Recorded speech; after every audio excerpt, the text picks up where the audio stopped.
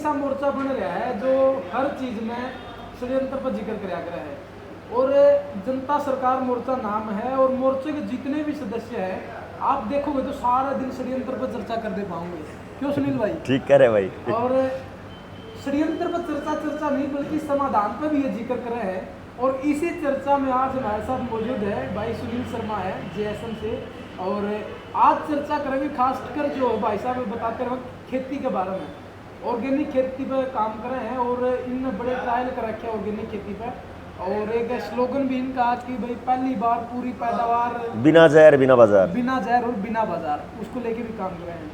कि पिछले दिनों ओलावृष्टि हरियाणा में हुई है और बहुत सी जगह पीछा देखा गया कि मतलब इतनी तबाही ओला तो हुई है जिसकी कोई हद नहीं।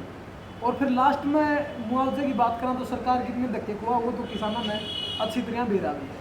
लेकिन आपके मानो भाई साहब इसके पीछे भी कोई षड्यंत्र है? देख भाई आशीष सा है, सारे भाई राम राम जो भी साथी देखने लग रहे हैं, थोड़ा सा जब भी हम कोई भी खेती की समस्या समझ रहे हैं या समाज की समस्या समझ रहे हैं या फिर जिस तरह आशीष कह रहे हैं भाई षड्यंत्र की बात कर रहे हैं, तो सारा सिस्टम एक तरीके से देखना पड़ेगा और उसका बैकग्राउंड भी देखना पड़ेगा थोड़ा। क्या चीज़ हुई, हम पिछले 2 साल तक चिल्ला के एक बात कह रहे कि भाई अरे अपने 2 साल का अनाज रख लियो रे, 2 साल का अनाज स्टोर कर लियो रे, 2 साल का अनाज स्टोर कर लियो मिनिमम। यह बात तो सुनी होगी। देवेंद्र बलारा भाई भी कह रहे हैं, मैं भी कह रहा हूँ, जनता सरकार मोर्चा के सारे साथी चिल्ला के 2 साल हो कहने लग रहे भाई 2-2.5 साल का अनाज इकट्ठा कर लियो। इसका कारण है न्यू को नहीं भाई अपनी मर्जी तो हुए बात मार दी। इसका कारण एक है कि 2012 में टेंडर लिया था एफसीआई ने और एफएड का, एफसीआई और एफएड का जो कॉन्ट्रैक्ट होया कर है कि भाई एफएड ने एफसीआई के गोदाम कॉन्ट्रैक्ट पे लिए और 10 साल के लिए अपने स्टोरेज के लिए। तो एफएड खरीदेगा अनाज और एफसीआई के गोदाम में उन्हें स्टोर कर लेगा। 2022 के बाद उन्होंने अपना कॉन्ट्रैक्ट आगे कराया ही नहीं। अच्छा, ठीक है, 2012 से आगे कॉन्ट्रैक्ट 2022 के बाद 2012 ने करा, 2022 में खत्म हो गया। हाँ, तो अभी 2022 के बाद कोई कॉन्ट्रैक्ट है नहीं। हमारे बहुत से साथी हैं एफसीआई में, उनने अंदर खाते ये बताया कि अब जो है पूरे के पूरे एफसीआई के सारे देश के गोदाम खाली पड़े हैं। अच्छा, ठीक है, और उनका टेंडर जो छुटेगा वो अडानी छुटवाएगा। एक तरफ तो साइलो एग्जैक्ट या तो जिस जगह पे साइलो बन गए तो साइलो काम करेंगे, और साइलो जहां नहीं बने उस जगह पे कुछ जगह पे एफसीआई के गोदाम ये ठेके पे ले लेंगे। बाकी एफसीआई के गोदाम खाली पड़े हैं, आगे कोई टेंडर नहीं छूटा। एक बात। दूसरी बात यह है कि जितना अनाज इस टाइम सरकार कह रही है कि हम फ्री में दे रहे हैं वो सारा फोर्टिफाइड है। अच्छा, तो पहले फोर्टिफाइड यानी कहीं अगर 1 ग्राम जहर शरीर खा सके तो उसको 5 ग्राम का स्प्रे करा जा रहा है। इतना ज्यादा मतलब जहर है उसमें, इतना केमिकल है उसमें। तो फोर्टिफाइड के नाम पे चावल, फोर्टिफाइड के नाम पे आटा, फोर्टिफाइड के नाम पे गेहूं, फोर्टिफाइड के नाम पे तेल। सरकार फ्री का लालच में मतलब मारना चाह रही लोगों ने, फ्री के नाम पे तबाह करना चाह रही समाज ने। और इसका एक कारण है कि भाई जब खेती की बात हम कर रहे हैं तो इसका ओले तक के लिंक है। इसका कारण ये है कि जब किसान तबाह होएगा, किसान परेशान होएगा तो वो दुखी होकर अपनी जमीन ने बेचेगा, और बेचने खातर जो कंपनी है वे अपनी गिद्ध दृष्टि जो है वे जमीन पर ला रही है। ये बात में देखो जो अपना पिल्लू खेड़ा जींद में 3800 किला की एक्वायर करने की प्लानिंग आ गई। ये एक्वायर मतलब वो है लेना, मतलब लेंगे ही लेंगे, परचेज नहीं करेंगे, वो लेंगे ही लेंगे। एक्वायर मतलब छीन लेंगे। तो वो एक्वायर करने का कानून भी बनाएंगे, एक्विजिशन एक्ट भी बनाएंगे, लेकिन परचेजिंग एक्ट कभी नहीं बनेगा। ठीक है, तो वो एक प्लान है। ईब के चीज हो रही। एक बात हो रही, ईब जिस तरह आम घराने की बात करा किसान की, तो किसान जो है वो नहीं चाहता कि मेरी औलाद खेती करे। तो मतलब यो सारा प्री प्लान हो रहा है कि भाई उस पर बुलवाया जा रहा है, एक्सीडेंट बुलवाया के जा रहा।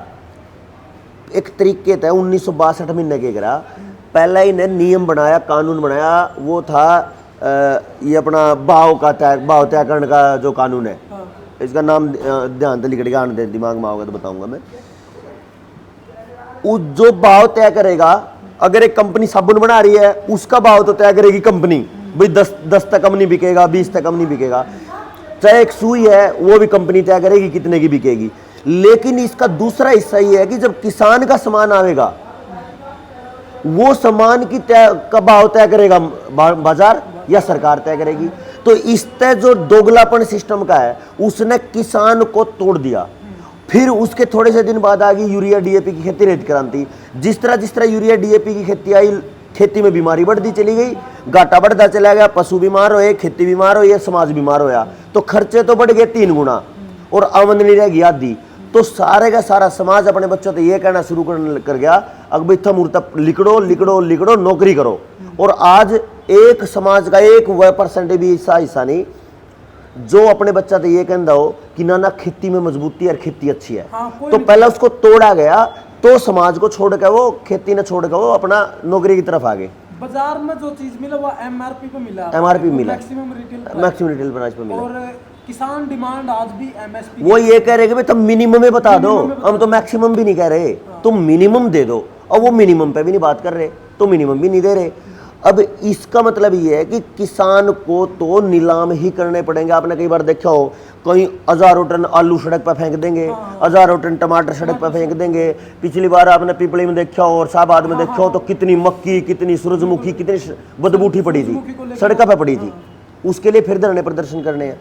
तो वो इसलिए है कि जब किसान परेशान होगा, किसान की परेशानी से किसान खेती छोड़ेगा और फिर समाज ये कहना शुरू करेगा कि खेती में कुछ नहीं है, घाटे का सौदा है। और फिर कंपनी उन्हें अपने तरीके से कब्जाएंगी। जिस तरीके से 3800 किले में 5 गांव उठेंगे, मतलब 5 गांव का एरिया बनेगा। 3800 किले, 3800 किले जो पिल्लू खेड़ा के 5 गांव है, 5 के 5 गांव ने उनका जड़ तक ठाक है। और वो तो जमीन कब्जा करेगी सरकार या कंपनी कब्जा करेंगी, और उनको ये जो कबूतर खाने बना रखे हैं 30-30 मंजिल, इनमें सेट कर देंगे। अच्छा। जो गांव 500 एकड़ में फैले हुआ है वो 5 एकड़ में ऊपर टांग देंगे उन्हें। मतलब ये ऊंची बिल्डिंग उसी के लिए बन रही है। हाँ, ये बात जो ओले वाली आई, जब इतनी सारी बर्बादी का पैटर्न चल रहा है, फिर भी इनको लग रहा है कि खेती ने किसान छोड़कर राजी नहीं है, तो इन्होंने मौसम के साथ खिलवाड़ करा। मतलब मौसम के साथ खिलवाड़ करा है। लगा है आपने कि भाई कुछ इसी तकनीक निकाल रखी कि भाई मौसम भी अपना हाथ में ले रखा है। बहुत सारे साथी जो वीडियो देखने वाले हैं, इन अखबार में पढ़ा होगा 3 महीने पहले 19 नवंबर को जब अपनी रैली हुई थी, उससे 2-3 दिन बाद की एक खबर, मतलब उससे 2 दिन पहले ही खबर थी कि 25-26 के आसपास दिल्ली में कृत्रिम बारिश करवाई जाएगी ताकि कुछ सफाई आ जाए। हाँ। तो कृत्रिम बारिश हो सका है तो कृत्रिम ओले भी हो सके हैं और कृत्रिम सूखा भी पड़ा जा सका है। उसका एक विज्ञान है, देखो इसको ध्यान से समझना। कुछ केमिकल ऐसे हैं जो पानी की बूंदों को बिखरा दें, और कुछ केमिकल ऐसे हैं जो पानी की बूंदों ने इकट्ठा कर दें। तो ये आप इस टाइम देखो, बहुत सारे जहाज बड़ी स्पीड से लाइन से छोड़ दे जावे। पहले वो पानी का ट्रायल था जिन्हें कॉन्ट्रेल बोला कर दे, इस टाइम वो केमिकल ट्रायल है जिसके कैमट्रेल बोल रहे हैं। केमिकल ट्रायल, कैमट्रेल, पहले कॉन्ट्रेल था। जहाज का धुआं नहीं होता। ना ना ना ना, वो हैवी केमिकल है। नहीं, लोग तो बताएंगे भाई वो जहाज का जो धुआं है वो निकल के ना, वो अपन ऐसा लग गया है। लेकिन जब हम दूसरे जहाज देखा उसके पीछे तो नहीं है ऐसा। जब आप किसी भी दूसरे एरोप्लेन को देख रहे हैं, किसी हवाई जहाज को देख रहे हैं, उसमें तो ऐसा नहीं है। मतलब ये स्प्रे का छिड़काव, स्प्रे है, वो हैवी केमिकल का स्प्रे है वो। और जब ये पत्ते पे पड़ रहा है, फसल पे पड़ रहा है तो फसल जल रही है। अगर ये किसी वनस्पति पे मिट्टी में पड़ रहा है तो मिट्टी खराब हो रही है, पानी में पड़ रहा है तो पानी खराब हो रहा है, और किसी के शरीर पे पड़ रहा है तो शरीर में भी कैंसर वाले रोग होने का प्लान वो है इनका। अच्छा। हाँ, तो जो ये ओले पड़े हैं, यो इतना हैवी केमिकल डाला गया कि बहुत ज्यादा, जो बहुत कम पानी बहुत ज्यादा जमा दिया और वे ओले के रूप में पड़ा, और इससे फसल जितनी बर्बाद होगी। इसी के पैटर्न पे पिछले साल जो इसमें पंजाब में बाढ़ आई थी, उसमें आधे ज्यादा पंजाब बर्बाद था, और हरियाणा का जो यूपी तक लगा पूर्वी एरिया है, पश्चिमी एरिया, यो बर्बाद था। तो ये जो प्लान था, बिना बरसात के बाद ही भी तो आई, मैं वही कह रहा। तो बिना एक जगह पे ऐसा काम कर देंगे कि अति बारिश हो जाएगी। बारिश वहां होगी जहां पानी की जरूरत नहीं थी, और सूखा वहां पड़ेगा जहां पानी की जरूरत है। तो फिर इस हिसाब से मौसम भी कर लेंगे। मौसम कंट्रोल्ड है।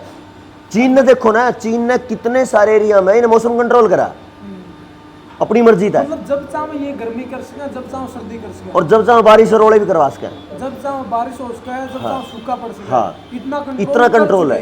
हाँ, और इसके पूरे समाधान पे जनता सरकार मोर्चा बहुत गहराई से काम कर रहा है, और बहुत जल्दी जनता सरकार मोर्चा पूरे देश को एक आह्वान करेगा कि भी इसके समाधान पे अपने घर बैठे समाधान हर व्यक्ति करेगा। इस पे बहुत जल्दी आप चर्चा करने वाले तो हैं। आपने लोगों में खाज करके छोड़ दी। देखो देखो आपने षड्यंत्र तो बताया, समाधान क्या हो? समाधान पे मैंने एक बात बता दी, अपने घर में समाधान है 100-200 रुपया का समाधान है। महीने का सारा 800-700 रुपया का समाधान है, महंगा तो नहीं। अगर मान के चलो एक मौसम की मार तक गांव के गांव और देश का देश बचता हो और एक आदमी ने 800-700 रुपये खर्च करने पड़ते हो तो कोई दिक्कत तो नहीं ना, कोई दिक्कत नहीं। तो उस पर पूरी एक मतलब मैं थोड़ी बात कह कर फिर उन्हें बिचलाया दूसरे भाइयों ने, वो ठीक नहीं। तो यह बात समझने की है कि दिल्ली में जब कृत्रिम बारिश हो सके तो कृत्रिम ओले भी पड़ सके और कृत्रिम सूखा भी पड़ सके, और यो काम सरकारें कह रही है, तो कह रही अखबार में छप रहा है। अगर आप कृत्रिम बारिश लिखोगे दिल्ली में तो पूरे के पूरे अखबार की कटिंग भी आ जाएगी निकल गए। तो इस पर बहुत जल्दी आप डिटेल में पूरे देश में आह्वान करांगे कि भाई कैसे इसका समाधान हो, क्योंकि पिछले 10 साल तक तो मैं देख रहा हूं लगभग हर सीजन किसान पानी में तो फसल काट रहा है। बिल्कुल बिल्कुल। जो मैं पानी में तो गेहूं काट रहा है, पानी में तो धान काट रहा है, हर फसल पानी में तो कट रही है। तो एक तो ये मौसम का समाधान, दूसरा पहली बार पूरी पैदावार बिना जहर बिना बाजार की, ये अपन ने पूरे एक्सपेरिमेंट कर लिए। आशीष भाई आपने देखा था उस गांव में जो कड़वा में अपन ने रिजल्ट लिए थे। पिछले साल 7 किसानों ने अलग अलग डिस्ट्रिक्ट में लिए, तो उससे पहले अपन सैकड़ों किसानों के वे एक्सपेरिमेंट कर चुके। इब का अपना प्लान है, जो साथी देख रहा है उन तक ये रिक्वेस्ट भी है कि अपने एरिया में अपने गांव में अगर आप कोई खेती का प्रोग्राम करवाना चाह रहे हो तो आप मैसेज करो और अपन आपके पास आऊँगा। अपन कोई खर्चा नहीं लेना, अब अपने लेवल पर खर्चा करके गांव की बस शर्त एक है, गांव के 100-200 आदमी बैठे हो। अच्छा। हर गांव में अपन 2-4 किसान ऐसे निकालने, मतलब सुनने वाले हो तो आप समझाने के लिए। हाँ समझने वाले को पहली बार पूरी पैदावार बिना जहर बिना बाजार का पूरा मॉडल गारंटी के साथ। अच्छा। इस पे आप काम कर रहे हैं। चलो इसमें समाधान नहीं हुआ तो फिर जितना छोटे किसान हो तो ये रिस्क नहीं ले सकते कि भाई 1 किले का जमीन। हम एक काम कर रहे हैं, अगर कोई 1 किले का जमींदार है तो एक क्यारी करके देख ले, कोई 5 किले का जमींदार है तो आधा एकड़ करके देख ले, कोई 50 एकड़ का जमींदार है तो 2 एकड़ करके देख ले। हम तो विज्ञान की बात कर रहे हैं और विज्ञान का सिद्धांत कहीं भी फेल नहीं होता, क्योंकि विज्ञान तो विज्ञान है, सो तो प्रकृति का नियम है। हम जो भी बात कर रहे हैं वो प्रकृति के नियम पे बात कर रहे हैं। तो जिस साथी को वो नियम समझ में आ गया वो तो पार है। अब जिस पिछले साल एक साथी को 4 एकड़ थी, उसने 3.5 एकड़ बदल लिए, तो उसका परिणाम 15% ज्यादा है केमिकल तय। लोगों का तो 20 क्विंटल निकला, उसका 22 क्विंटल निकल रहा है, 22 क्विंटल। और एवरेज और जो सामान उसने पैदा करा, जो धान चावल पैदा करा, उसका 1000 रुपये का भाव ज्यादा मिल रहा पर क्विंटल के साथ।